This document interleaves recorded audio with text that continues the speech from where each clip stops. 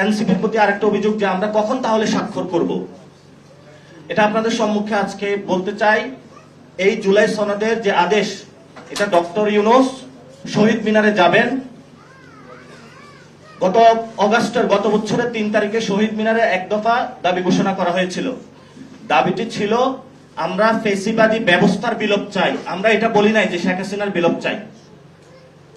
শেখ হাসিনার সংবিধানের উপরে উঠে একটা ফেসিস্ট সিস্টেমের একটা হেড অফ ফেসিস সিস্টেম ছিল। হেড চলে গিয়েছেন, কিন্তু যে ফেসিবাদী যে পদ্ধতিটা সেটা কিন্তু রয়ে গিয়েছে। এই ফেসিবাদী পদ্ধতিটা বিলোপের জন্য আমরা দাবি জানিয়েছিলাম। যদি বিলোপটা হয় আমরা একটা নিউ সেটেলমেন্টে যেতে পারবো। নিউ সেটেলমেন্টে আমাদের ইনস্টিটিউশনগুলো শক্তিশালী হবে। নিউ সেটেলমেন্টে বাংলাদেশের ব্যবসা বাণিজ্য সুন্দর হবে। নিউ সেটেলমেন্টে আলেম ওলামাদের কেউ তাক করে বলবে না তুই জঙ্গি। নিউ সেটেলমেন্টে নারীর অধিকার নিশ্চিত হবে।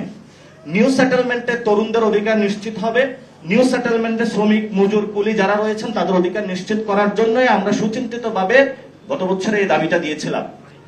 ডক্টর ইউনূস সেই 3 তারিখে যেভাবে দেওয়া হয়েছিল, ডক্টর ইউনূস শহীদ মিনারে যাবেন তার উপদেষ্টা বর্গকে নিয়ে।